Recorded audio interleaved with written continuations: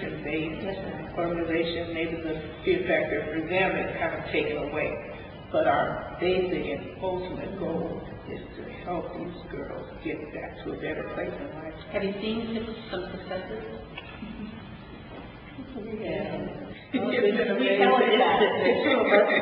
been doing this since January. Okay. And COVID. Right. And it has been a tremendous learning experience. Tremendous. What's the most important thing you've learned? That women share similar experiences, no matter what their socioeconomic level, no matter what, we share similar experiences, and our willingness to want to nurture and take care of men, unfortunately, is our downfall. So unless you have healthy relationships, we are all susceptible to being victimized in some type of way. So that has really been an eye-opener. But it's also the strength of women and how strong we are and how some of these women we see can survive out there on the street homeless, but they still come in here with a smile on their face. They have not presented any problems, and they're trying to do the best they can to get themselves back to a more stable place. And we've seen some growth. Church membership, we've seen some join the church. It's been amazing. Good. That's wonderful. Now, how many girls do you usually have at you? We've had as few as 10, and we've had as many as 8. Last month we had about 50.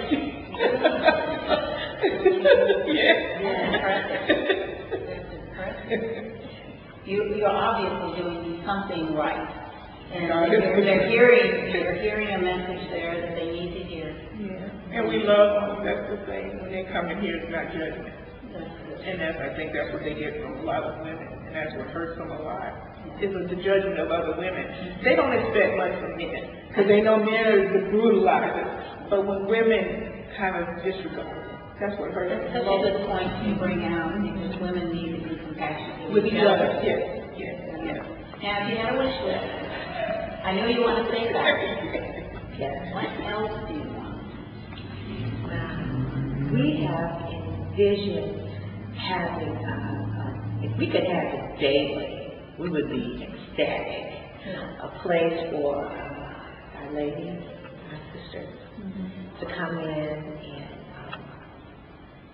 just sit, talk, be nurtured, take a shower, or just take it. And interestingly, Sheila mentioned that when they do come in, and some of them do want to take a shower, they are in the shower a long time. Must feel wonderful. And so they're in there a long time, and we don't put a limit on it. They could be in there half an hour if they need to, because it's that cleansing that's going on. We know that it's more than the water. You can see it, you can feel it. And so, but just a place for them to come, know that they are loved and cared about, and that they can receive hope, that it doesn't have to be this way all the time. So the ultimate dream is absolutely a safe house. And then a component of that would be to have a place for them to come on a daily basis. To get some hot soup or a blanket or something. Or love. Just a hug. We do that a lot. Someone who looks you in your eye and they're not wanting something from you, or condemning you, who will see you, just being seen as a person, acknowledged as a human being, means a lot. We're such social creatures, and we need each other. Yes, we do. And I love what you guys are doing. Let me just say, there are 463 churches in Oakland. I didn't know how many, but that's a lot. That's a lot. So there are a lot down here. What if each church just took one of these girls? And nurtured them? It would be amazing. Yeah, we could turn this around, and it's just such a such a terrible thing to happen to a spirit of a young girl. Anybody. It crushes. It crushes. It crushes their So, spirit. I think that's a really good point, though, because we are planning to do more collaboration because it's very difficult to make an impact. And we are very grateful because we've seen that in our situation. But if, let's say, every church within the 20-block radius said that we're going to make sure that these girls can come in, know that they're loved and cared about. If each church would make that commitment, and to one or two girls, and kind of foster that, and have the congregation accept it. Isn't one of the tenets love thy neighbor? And are they their neighbors? And the Bible also says that when you have done it to one of the least of these, you've done it to me. That's what Jesus said. And so we are definitely a Christian organization, and that's one of our scriptures, that when you've done it to one of the least of these, someone who is so left out and not cared about, that we're doing it as unto the Lord. What would you like to add? I'd just like to say that when they come into our midst, these women are not judged. We look at them as sisters, as partners in our greater community of Christ. So they're not looked upon as anything dirty. They're looked upon as a vessel of love and something God created. So we don't want them to feel any type of way that we're in any type of judgment, because we are all sinners saved by grace. And isn't that what Christianity is all And that's about? exactly what Christianity is all about. And I just think love is the basis for everything that we do. It is. And they're not responsible for the position that they're in. No. Their children. Yes, their children. their children. And they didn't cause it. No one chooses the family that they're born in. They didn't. Children. A child does not choose to be trafficked. No. That's not a choice. No. Who chooses slavery? Right. No one chooses that. And so we make it abundantly clear that they are not responsible for the situation that they're in. It's not their fault. And children easily feel that, they take on the world on they do. And so it's very clear, we make it clear that it's not their fault. We have had situations where young girls, women, come in and they don't have clothing. They're unclothed. And all we do is, thank God, we can show you if you have time, our storage, we call it the closet. And they can come and get whatever. They can take a shower, they can get clothing. And when they get clothing, it makes such a difference you can see in their countenance. It just makes a difference. Right. Because these girls would never choose to be sitting in a hotel room with 15 men coming in and out. That is not a choice. No one would ever choose to be abused and raped in that type of way. So we really got to get this out of our heads. These children are choosing to do these, and they're just loose girls, and they just immoral. No, this is not the case. This is manipulation by the adults who are totally responsible for what's happening to them. Any final things that you would like to say or add? This has been a wonderful information and interesting for all of us to be much more aware of child sex trafficking.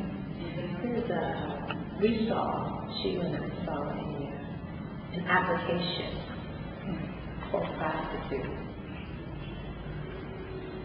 or for someone, now we say sex trafficking, but this was an older application. And on the application, it had part of the job description. It broke my heart, but can you imagine writing down on a piece of paper and saying this is what you have to do? when you take the job, you don't really know how much you're going to get paid. You can ask for whatever, but it's all dependent upon your literally presenting your body to be used in any way the perpetrator chooses, whether they want to stick something in you in any part of your body that they choose, whether they want to use any part of the body that they choose. It's sick. And so what we're totally clear about, and we want to make clear, is that this is not a choice. This is not a choice that they make. This is not a choice. And so as women and as mothers and nurturers of girls, of boys too, but right now our ministry is focusing on females. We hope to expand to include boys as well, because they, and men really who do this, they have some issues, deep issues. And someone needs to address that as well. But, but we try to make clear to the women and girls that we are blessed to work with, and we see that as a blessing. You see some of these girls today that have found Christ and changed their lives. Or is that too deep for them? They can't quite get there. It's a little deep, and these are such layers and layers. But they are work in progress, just like we all are. We see tremendous just recidivism. They come back and forth every month. So they're feeling this camaraderie with us. And I think the final thing I'd really like to say is that our paradigm needs to shift. Yeah. And we need to start looking at each other as human beings, as creations of God, and as value. And if there is anywhere you see that someone is being devalued, please don't be afraid and step in, even if it's just to make a phone call. Right. Well, I want to thank you ladies so much. This has been very enlightening. And perhaps Rebecca has a final comment that she would like to make.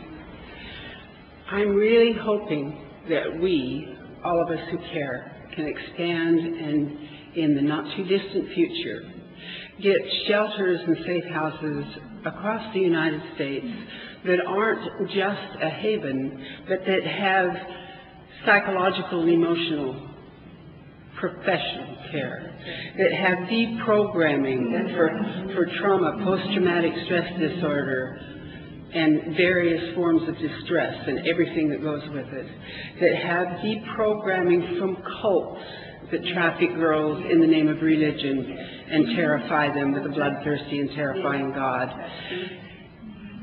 So we need safe houses that don't just help for the moment. We need to educate those girls on how they can become self-supporting and gain their self-respect.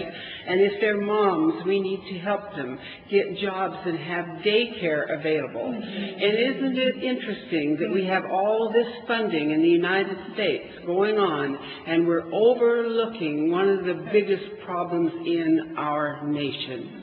And I want to thank you women for your brave. Yes, a growing problem. It's getting worse and worse and worse. We have become a nation of slavery, and that is exactly what it is. This is slavery. We have 1 out of 3 girls raped, 1 out of 7 boys raped. And yet those are just the ones reported. Those are not the kids that are trafficked in the name of religion. Somehow we've thrown a cloak over that and made it magically untouchable. Freedom of religion never should include loss of human rights. This is America. We're equal here, and if we don't stand up and be counted, we are going to be in more serious trouble as a nation than we already are. Can't thank you women enough for coming forth. Greatly appreciate it. We really appreciate the opportunity to speak for those who can't speak for themselves. Thank you so much, because so many women out there being trafficked are terrified to help themselves because they feel they're an island and no one cares about them, because they take on the guilt for what has been done to them, and that is not correct. You're beautiful in spirit and in body and mind, and I truly appreciate your assistance in educating the public on this matter. Thank you so much. Our guest today is Annie O'Sullivan. Annie is the author of this marvelous book. This book has changed the lives of a lot of people. The title of this book, Can You Hear Me Now? Annie dared to not only speak, but to write about a very inconvenient truth. Hi, Annie. Hi, thanks for having me. Delighted to have you here. It'll be my voice behind the camera.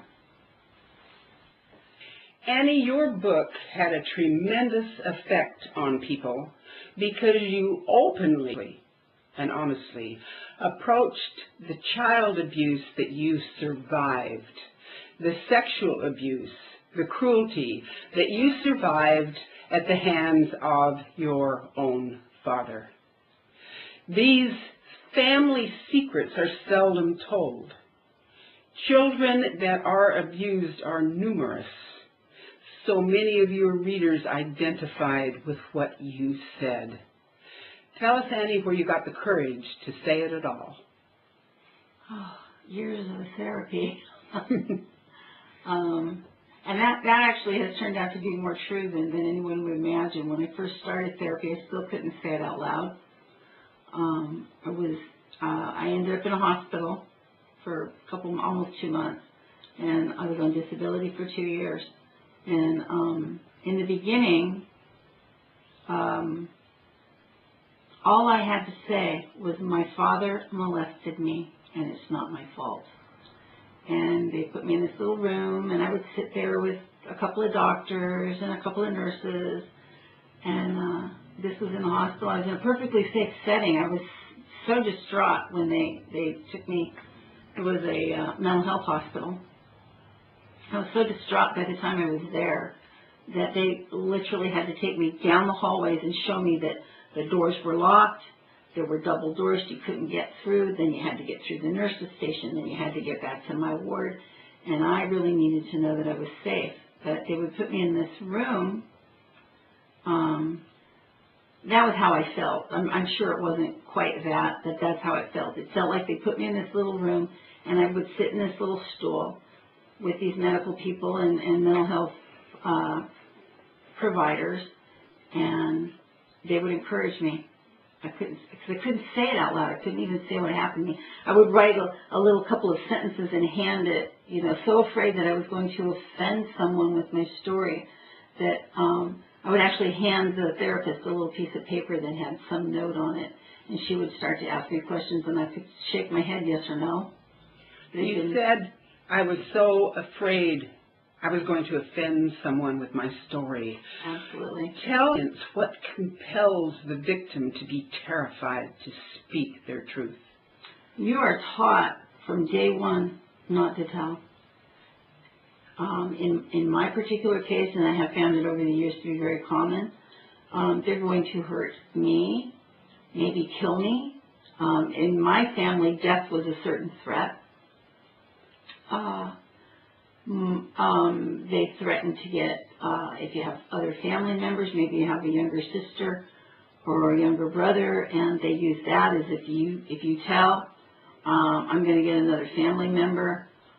If you tell, your mother will hate you. No one will speak to you. No one will believe you because you're just a kid.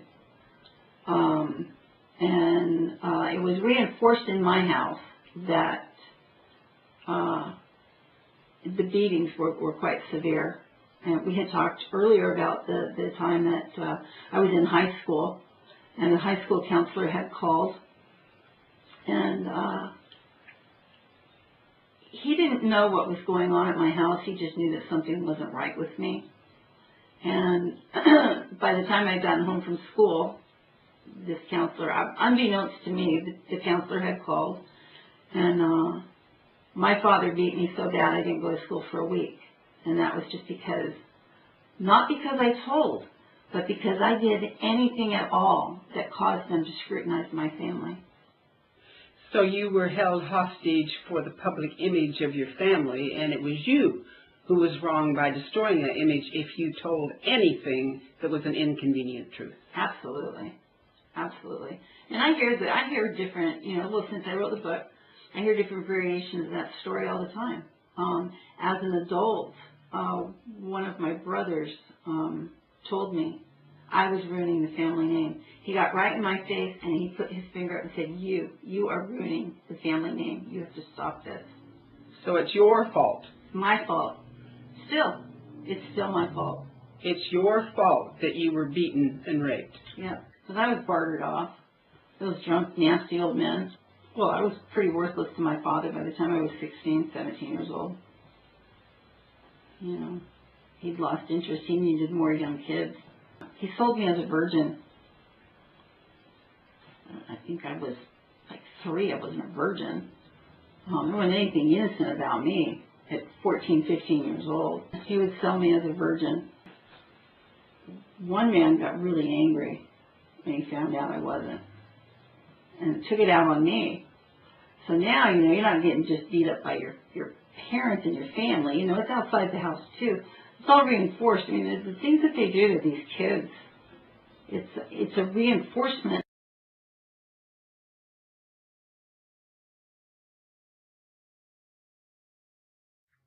You mentioned when you were a kid, a child bride, the hours that you worked and you got no wages and they just worked you and took the money. They also did other things that took money. For example, didn't you have a sister wife that had children and they actually took her children and got... Oh, yeah. The reason why I didn't have children is because he wanted me as a workhorse, the breadwinner. I was 113 pounds, 5'5". So he wanted me for the sex machine. So I'd have to put up with his sexual abuse all the night long and then work all the day long. The second wife, she had children. The first wife was the one with the marriage certificate. What she'd say is, well, I'm going to claim that these children are mine, that I had them, Zella.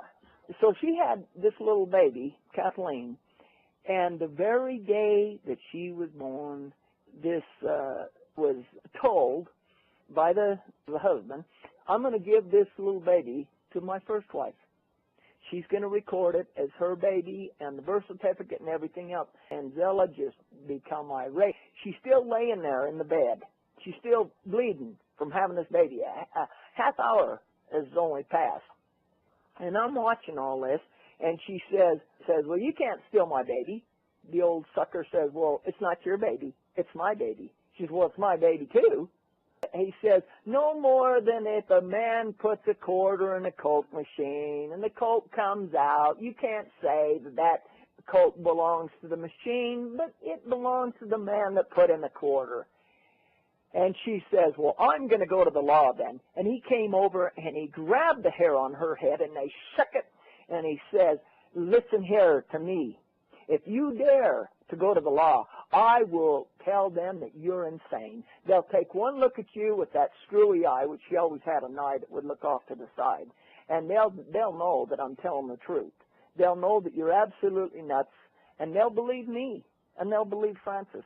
They're not going to believe you.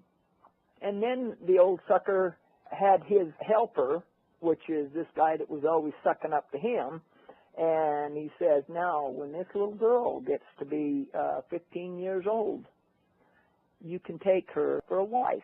And Billy says, okay. And he says, this is your reward for you working for me for all these years and helping my family. Billy said, okay. Like, wow, this is great. And I remember I was standing by the door jam, and I had chewed off every damn one of my fingernails, right down to the quick, to the blood. It was an experience I'd never forget. The look on her face, him shaking her, grabbing her hair and shaking her head and hollering at her when she was still bleeding from having the baby, and having this proud, arrogant first wife rejoicing in the fact that now this little baby was going to be called hers. And now why did she want these children? Now, see, she had the mother there, which was held by the chain of, if you ever leave, I will keep your kids. So she's now a servant. She's got to stay there and be Francis' slave and take care of those children. But Francis could get welfare assistance for every child that she had. And then when she'd get all this government assistance, she would go off with Billy, and they'd go visit relatives and go on trips and stuff like that. And so Zella's left home taking care of the babies, changing the diaper.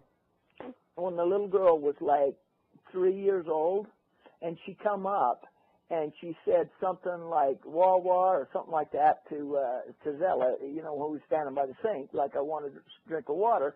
And Francis said, "That little girl just called you mother, didn't she?" And Zella said, "No, she didn't." She says, "Yes, she did." And she backhanded her right across the face and whop. She said, "Well, no, she didn't." She says, "Damn you, don't you lie to me. You don't ever have that little kid call you mother." So then she goes in and gets the big sucker. He comes in, and, well, he's walking 90 miles an hour. He was taking the belt right out of his pants, and he started whipping her, Zella, across the face. And she put up her arm to protect her face, and she had these big welts on her arms.